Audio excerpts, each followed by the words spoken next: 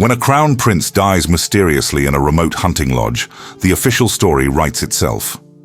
But when that death destroys the very empire he was meant to inherit, who decides which version of truth the world gets to hear? Throughout history, empires have built their power on bloodlines, tradition, and the promise that each generation will be stronger than the last. But what happens when the heir apparent becomes the greatest threat to everything his dynasty represents? In the glittering courts of 19th century Vienna, where tradition was sacred and rebellion was treason, one man stood at the center of an empire that stretched across Europe. His name was Crown Prince Rudolf of Austro-Hungary, the only son of Emperor Franz Joseph I and the sole heir to one of the world's most powerful thrones. To the public, Rudolf was everything an empire needed. Intelligent, charismatic, and blessed with the Habsburg chin that marked him as royalty from birth. He spoke 6 languages fluently, moved through diplomatic circles with ease, and possessed the kind of sharp mind that could have guided an empire into the modern age. But to his father and the conservative court that surrounded them, Rudolf was something far more dangerous. A liberal, a rebel, and a man who refused to stay silent about what he saw as his empire's slow decay. Behind the golden facade of the Hofburg Palace, father and son waged a quiet war. Franz Joseph represented the old world of absolute monarchy, military tradition, and rigid Catholic values. Rudolf embodied everything that terrified them about the future: democratic ideals, press freedom, and the dangerous notion that empires should serve their people rather than the other way around. Please subscribe to the channel. It helps me keep making documentaries like this. The tension between them wasn't just political. It was personal, brutal, and ultimately destructive. While Franz Joseph had spent decades building an empire that could survive any storm, his own son was quietly writing newspaper articles that criticized everything his father stood for. Rudolf published anonymously, but in the closed world of Viennese high society, secrets never stayed hidden for long. By the late 1880s, the conflict had reached a breaking point. Rudolf's marriage was collapsing. His political ideas were being dismissed by the court. His mental state was deteriorating under the weight of knowing he would never be allowed to rule the way he believed was necessary. And in the winter of 1889, something would happen in a small hunting lodge called Mayerling that would not only end Rudolf's life, but trigger the collapse of the entire Habsburg dynasty. Because when a crown prince dies under mysterious circumstances, the empire doesn't just lose an heir, it loses its future. And sometimes the official story becomes the most dangerous lie of all. Rudolf Franz Karl Joseph was born on August 21, 1858, into a world where his destiny was written in gold ink before he could even walk. As the only surviving son of Franz Joseph I and Empress Elizabeth, every moment of his life was designed to mold him into the perfect Habsburg emperor. But the very education meant to prepare him for absolute power would instead plant the seeds of rebellion that would ultimately destroy him. Franz Joseph had learned to rule through military discipline and rigid tradition. His own education had been harsh, focused on duty, obedience, and the unquestioning belief that emperors were chosen by God to rule over lesser men. For his son, he initially planned the same iron-fisted approach. Rudolf's earliest tutors were military officers who treated the young prince like a soldier in training rather than a child. But Empress Elizabeth had different ideas. She had never fully accepted the suffocating protocols of the Habsburg court, and she was determined that her son would not become another emotionless puppet dancing to the tune of ancient traditions. When Rudolf was 7, she intervened decisively, demanding that his education be placed in the hands of more progressive minds. The man chosen to shape the future emperor's worldview was Felix von Luschan, a liberal intellectual who believed that rulers should understand science, literature, and most dangerously, the needs of ordinary people. Under Lucian's guidance, Rudolf devoured books on natural history, philosophy, and political theory. He learned that empires could evolve, that progress wasn't the enemy of stability, and that perhaps the divine right of kings wasn't as divine as his ancestors had claimed.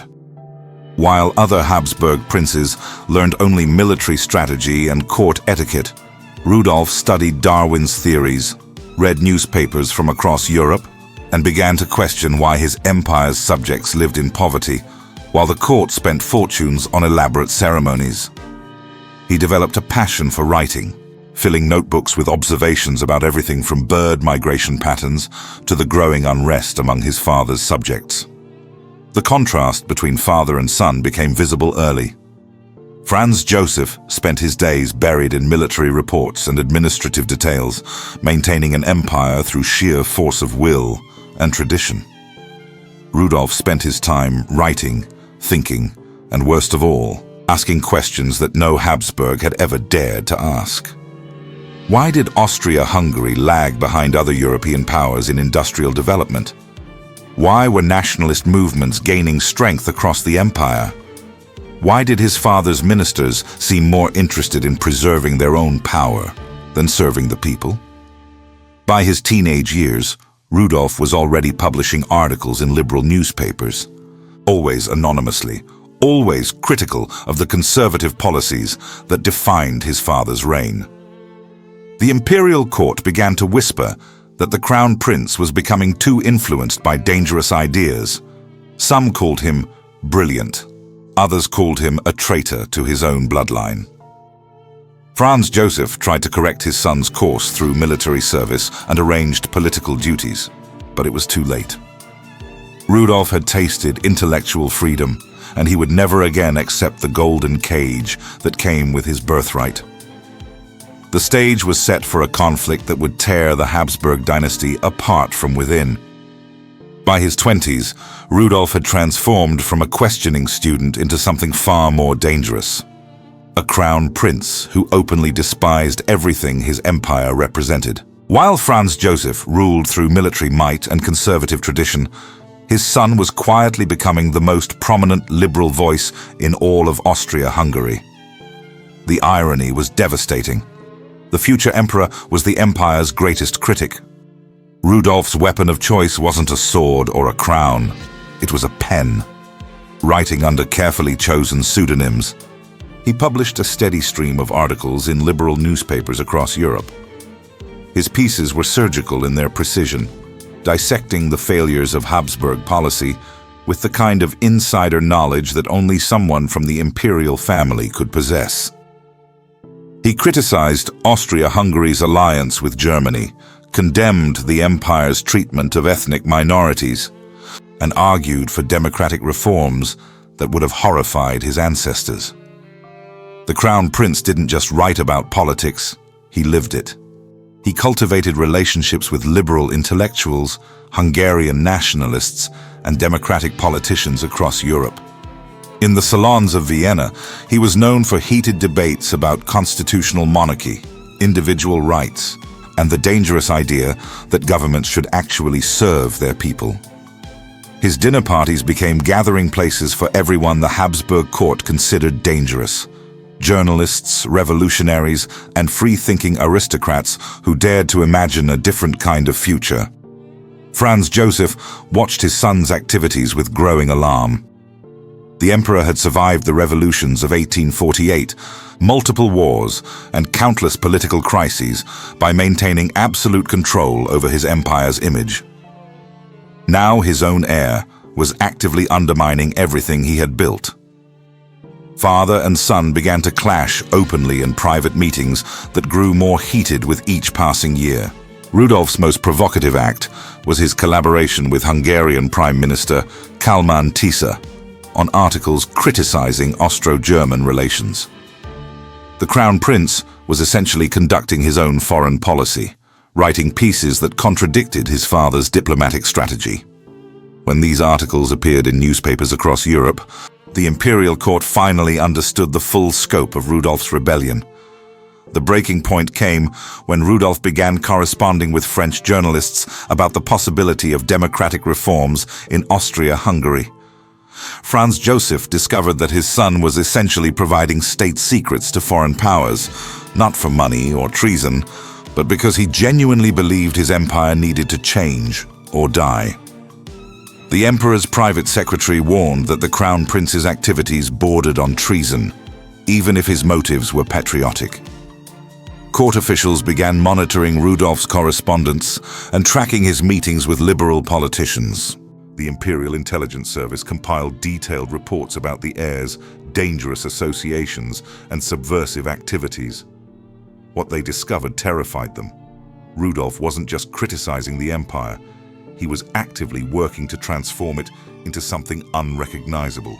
By 1888, the conflict between emperor and crown prince had reached a crisis. Rudolf's liberal views weren't just embarrassing the court, they were threatening the very foundation of Habsburg power. Franz Joseph faced an impossible choice: silence his son or risk watching his empire's future heir destroy everything the dynasty had built. But Rudolf had no intention of staying silent, and the pressure of fighting his own family while trying to save his empire was beginning to take a devastating toll on his mind. While Rudolf fought his father over politics, his personal life was collapsing under the weight of imperial expectations. In 1881, at the age of 23, he was forced into an arranged marriage with Princess Stephanie of Belgium, a union designed to strengthen Habsburg alliances rather than create happiness. The wedding was a spectacular display of imperial power, with all the pageantry that European royalty demanded. But behind the golden ceremony lay the seeds of a disaster that would help drive Rudolf toward his ultimate destruction. Stephanie was everything the Habsburg court wanted in a crown princess: well-educated, properly Catholic, and politically useful. What she wasn't was compatible with her new husband. Rudolf, with his liberal views and intellectual passions, found himself married to a woman who embraced the conservative values he had spent years rejecting. She supported the court's traditional policies, showed little interest in his political writings, and seemed genuinely puzzled by his desire to reform the empire that had made their marriage possible. The couple's incompatibility became obvious within months. Rudolf continued his political activities and intellectual pursuits, while Stephanie focused on court ceremonies and social obligations. They had one child together, Archduchess Elizabeth, but even parenthood couldn't bridge the gulf between them. Rudolf began spending more time away from the imperial apartments, seeking companionship among the liberal intellectuals and artists who shared his vision for a different kind of future. As his marriage deteriorated, Rudolf's behavior became increasingly erratic. He began drinking heavily, often appearing at court functions in states that scandalized the rigid Habsburg protocol officers. His liberal friends noticed dramatic mood swings, brilliant conversation, followed by dark periods of depression and rage. The pressure of fighting both his father's politics and his wife's expectations was taking a visible toll on a man who had once seemed destined for greatness. Rudolf's affairs became an open secret in Viennese society. He cultivated relationships with actresses, intellectuals, and society women who appreciated his wit and shared his political views. These weren't just romantic entanglements. They were his lifeline to a world where his ideas mattered and his presence was welcomed rather than tolerated. The court pretended not to notice, but Rudolf's increasingly public indiscretions added another layer of conflict to his already strained relationship with his father. By 1888, Rudolf was a man caught between impossible choices. His political writings had made him enemies throughout the conservative establishment. His marriage was a hollow shell maintained only for appearances. His relationship with his father had devolved into a series of bitter confrontations about Austria-Hungary's future, and his mental state was deteriorating under pressures that would have broken stronger men. The Crown Prince, who had once believed he could save his empire through liberal reform, was beginning to realize that he might be powerless to change anything at all. The Habsburg system that he had tried to reform was slowly crushing him instead. And in the winter of 1889, Rudolf would meet a young woman whose presence in his life would provide the final push toward a catastrophe that no one could prevent. By late 1888, Crown Prince Rudolf had become a man at war with himself. The liberal reformer, who had once believed he could save Austria-Hungary through reason and progressive politics, was drowning in a mixture of morphine, alcohol, and crushing despair. The empire he wanted to modernize was rejecting him at every turn, and the pressure was finally breaking the mind that had once been sharp enough to challenge an emperor. Rudolf's descent into addiction wasn't sudden. It was the slow unraveling of a brilliant man who had been denied every avenue for meaningful change. Court physicians had originally prescribed morphine for chronic pain, but Rudolf began using it to numb a different kind of agony, the knowledge that he would inherit an empire he was powerless to reform. His liberal allies watched helplessly as their most articulate champion disappeared into cycles of drug-fueled euphoria, followed by devastating crashes. The Crown Prince's erratic behavior became impossible to hide. At state dinners, he would launch into rambling political speeches that left diplomats stunned and his father furious. During military reviews, officers noticed that Rudolf's hands shook and his attention wandered. His writing, once precise and persuasive, became increasingly scattered and emotional. The man who had been Austria-Hungary's brightest intellectual light was burning out in full view of the European establishment. Franz Joseph's patience finally reached its limit in December 1888. During a particularly heated confrontation, the emperor made it clear that Rudolf's liberal activities would no longer be tolerated. No more anonymous articles. No more correspondence with foreign journalists. No more dinner parties with dangerous intellectuals. Rudolf was ordered to conform to Habsburg tradition or face consequences that would end his political influence forever. For Rudolf, this ultimatum represented the death of everything he had worked toward. He had spent years trying to save Austria-Hungary from what he saw as inevitable decline, and now his own father was silencing him permanently. The Crown Prince, who had once dreamed of leading his empire into a democratic future, was being reduced to a ceremonial figurehead with no real power and no hope of meaningful change. Please subscribe to the channel if you want more real royal stories like this. Rudolf's friends began to worry about his increasingly dark moods and apocalyptic predictions about Austria-Hungary's future. He spoke obsessively about the empire's coming collapse, about the pointlessness of his own position, and about his desire to escape a life that had become unbearable. Some dismissed these conversations as the melodramatic ramblings of a depressed aristocrat. Others sensed something far more dangerous brewing in the Crown Prince's tortured mind. In January 1889, Rudolf met Maria Vetsera, a 17-year-old baroness whose fascination with the Crown Prince would prove fatally mutual. Their relationship began as another of Rudolf's romantic diversions, but it quickly became something more intense and ultimately more dangerous. As Rudolf's mental state deteriorated further, Maria became both his refuge from reality and his partner in increasingly reckless behavior. Within weeks, their affair would lead them both to a remote hunting lodge called Mayerling, where a dynasty's future would die in a locked bedroom that would keep its secrets for more than a century. On the morning of January 30th, 1889, a valet's knock on a locked bedroom door would shatter an empire. Inside that room at Mayerling Hunting Lodge, 30 miles southwest of Vienna, lay Crown Prince Rudolf of Austria-Hungary and 17-year-old Maria Vetsera, both dead. What had happened in those final hours would become one of history's most enduring mysteries, launching a century of speculation, investigation, and imperial lies.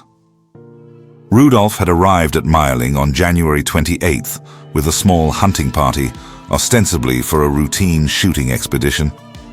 The lodge was one of his favorite retreats, a place where he could escape the suffocating protocols of the Habsburg palace and the increasingly bitter confrontations with his father. But this trip was different.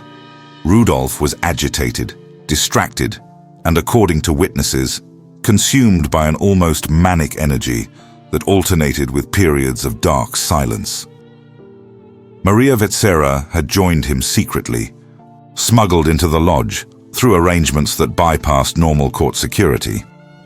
Their affair had become increasingly intense over the previous weeks, with both participants seemingly drawn to the kind of reckless behavior that scandalized even Vienna's sophisticated society. For Rudolf, Maria represented escape from a life that had become unbearable. For Maria, the Crown Prince offered a dangerous romance that her sheltered aristocratic upbringing had never prepared her to handle. The hunting party noticed Rudolf's strange behavior immediately. He barely participated in the day's shooting, instead spending long hours in private conversation with Maria or pacing the lodge's corridors alone. Dinner on January 29th was a tense affair, with the Crown Prince alternating between manic conversation and brooding silence. Several guests later reported that Rudolf seemed to be saying goodbye, though none understood the significance at the time. At approximately 6:30 a.m. on January 30th, Rudolf's valet, Johann Loschek, arrived to wake the Crown Prince as usual. When repeated knocking produced no response, Loschek summoned other members of the household. The bedroom door was locked from the inside. Shouts through the keyhole brought only silence. Finally, using a second key, they broke down the door to discover a scene that would haunt the Habsburg dynasty forever. Rudolf lay on his bed, a revolver beside him, with a gunshot wound to his head. Maria was found nearby, also dead. The official investigation that followed would be so thoroughly suppressed that even today, more than a century later, crucial evidence remains sealed in Austrian state archives. Within hours of the discovery, a machinery of deception began operating with the efficiency that only an empire could command. Franz Joseph was informed immediately, and his response revealed everything about Habsburg priorities.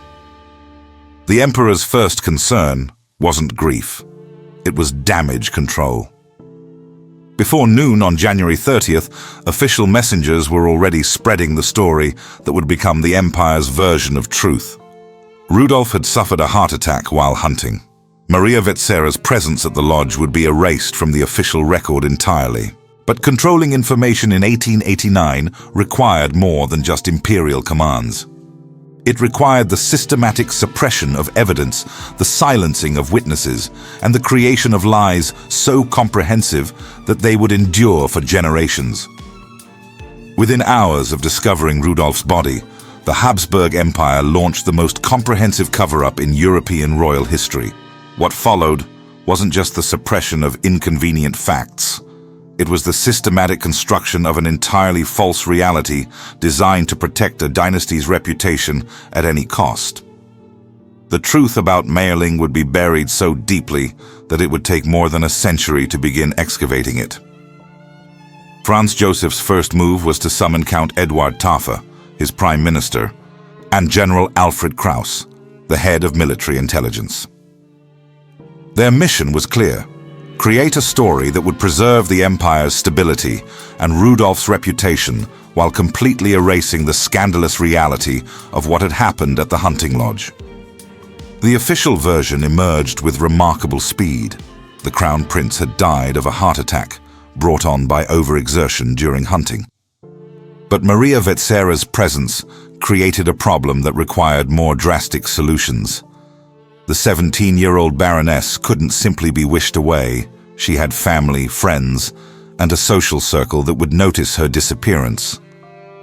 The decision was made to stage an elaborate deception that would hide her death while maintaining the fiction of Rudolf's natural demise. Maria's body was secretly dressed in normal clothes and transported from Mayerling under cover of darkness. Using a complex arrangement of carriages and staged stops, Imperial agents created the illusion that she had left the lodge alive and continued on a planned journey to visit relatives.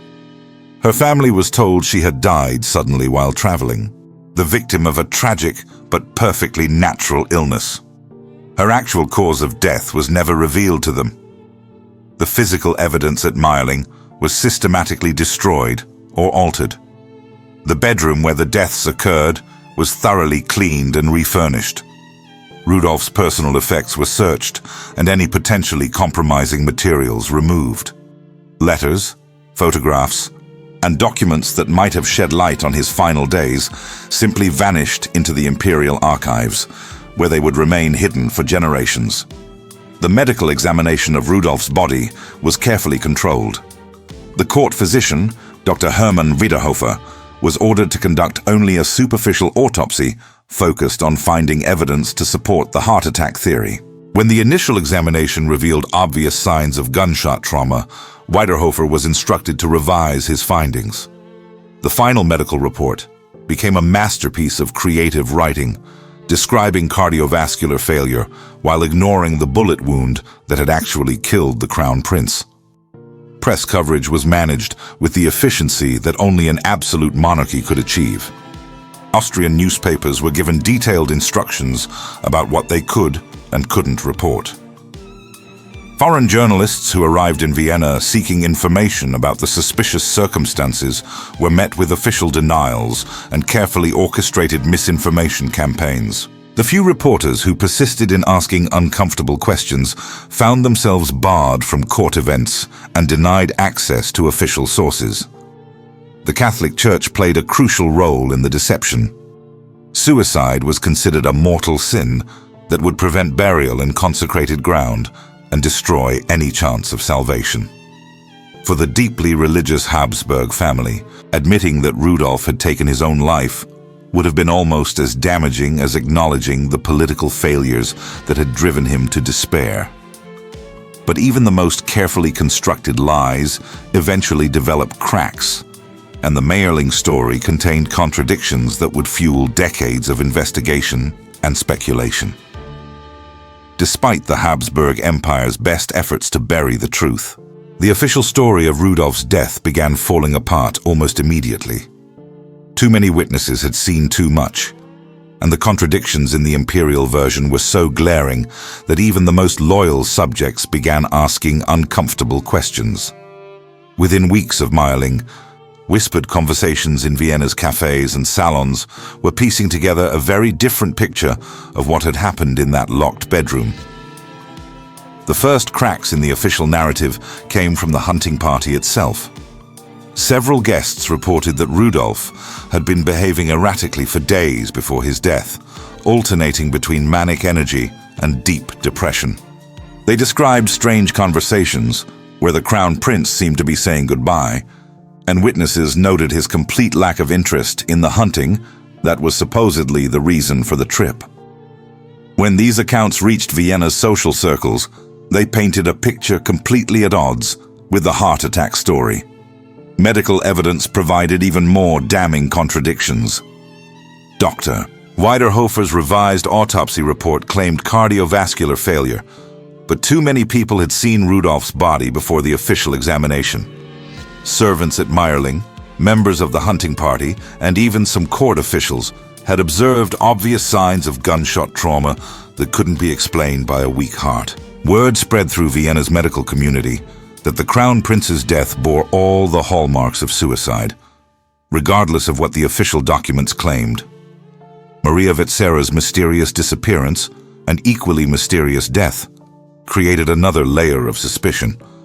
Her family had been told she died of illness while traveling, but the timeline didn't match her known movements. Friends who had expected to see her in Vienna after her supposed departure from Mayerling began asking questions that Imperial agents couldn't answer convincingly. When Maria's mother, Baroness Helene Vetsera, tried to investigate her daughter's death more thoroughly, she found herself blocked by official silence and veiled threats. The most persistent rumors centered on the theory that Rudolf and Maria had entered into a suicide pact driven by their impossible romantic situation and Rudolf's political despair. This version suggested that the Crown Prince, facing a future where he would never be allowed to implement his liberal reforms, had chosen death over a lifetime of meaningless ceremonial duties. Maria, completely infatuated with Rudolf and perhaps unaware of the full implications of their relationship, had agreed to die with him rather than live without him. But other theories emerged that were even more explosive. Some whispered that Rudolf had been assassinated by conservative forces within the Habsburg establishment who could no longer tolerate his liberal activities. This version suggested that Maria had simply been in the wrong place at the wrong time, a witness who had to be eliminated to protect the real killers. Proponents of this theory pointed to Rudolf's recent conflicts with his father and the timing of his death, just as his political activities were reaching their most dangerous peak. Foreign intelligence services began their own investigations, recognizing that Rudolf's death could destabilize Central Europe. French and German agents compiled reports that contradicted the official Austrian version, but their findings remained classified for decades. The result was a growing international consensus that something far more significant than a heart attack had occurred at Mayerling. As the months passed, the Habsburg cover-up began to seem less like damage control and more like an admission of guilt. The very intensity of the official efforts to suppress information convinced many observers that the empire was hiding something truly devastating about Rudolf's final hours. Rudolf's death at Mayerling didn't just end one man's life. It killed the future of the Habsburg Empire itself.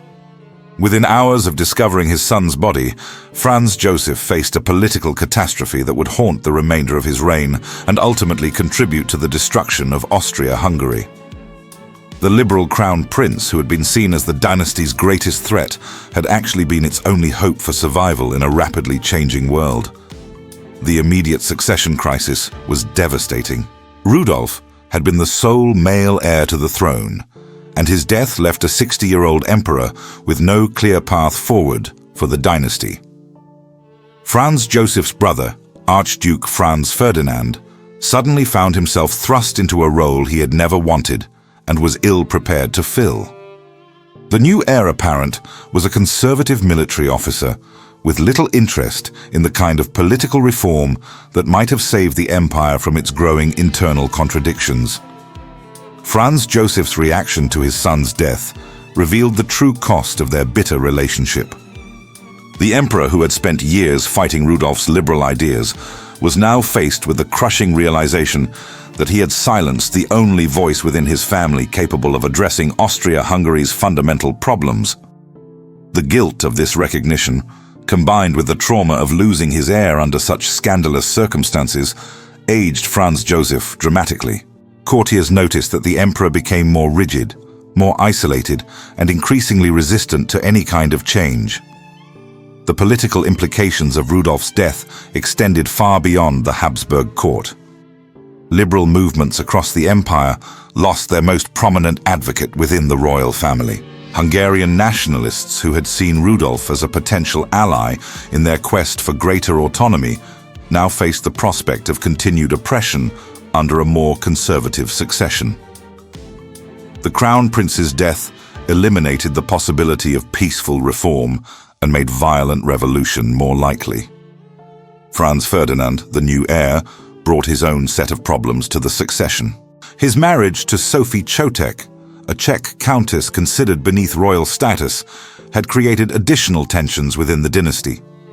More importantly, his conservative political views and his plans to restructure the empire along ethnic lines threatened to destabilize the delicate balance of power that had held Austria-Hungary together for decades. The empire's enemies recognized the opportunity that Rudolf's death had created. German nationalists, Slavic independence movements, and Italian irredentists all understood that the Habsburg monarchy had lost its most capable potential leader. Foreign intelligence services began planning for a post-Habsburg Central Europe, recognizing that the empire's days were now numbered. Perhaps most tragically, Rudolf's death made World War I almost inevitable. The Crown Prince's liberal foreign policy views might have prevented the aggressive stance that led Austria-Hungary into conflict with Serbia and Russia. His successor, Franz Ferdinand, would pursue exactly the kind of confrontational policies that Rudolf had warned against, ultimately triggering the assassination in Sarajevo that would destroy the empire entirely. By 1889, the Habsburg Dynasty had survived for more than 6 centuries through wars, revolutions, and countless political crises. But Rudolf's death in that locked bedroom at Mayerling had created a wound that would never heal. The empire that had once dominated Central Europe was now stumbling toward a catastrophe that might have been prevented if a liberal crown prince had lived to inherit his father's throne. Instead, Austria-Hungary would spend its final decades ruled by increasingly desperate men who had learned all the wrong lessons from the Mayerling tragedy.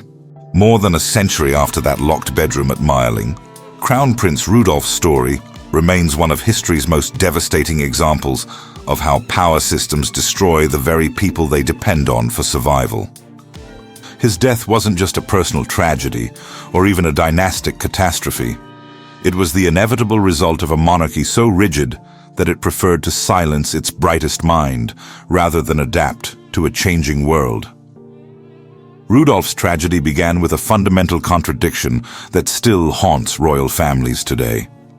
He was raised to believe that his role was to serve his empire and its people, but when he tried to fulfill that mission through liberal reform and democratic ideals, he discovered that the system valued obedience over innovation.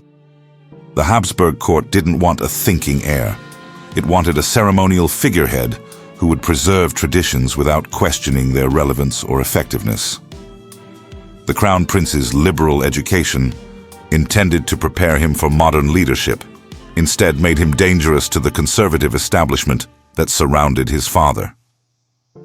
Rudolf's ability to see Austria-Hungary's fundamental problems, ethnic tensions, economic stagnation, and political corruption, became a threat rather than an asset because his proposed solutions challenged the power structure that benefited from the status quo.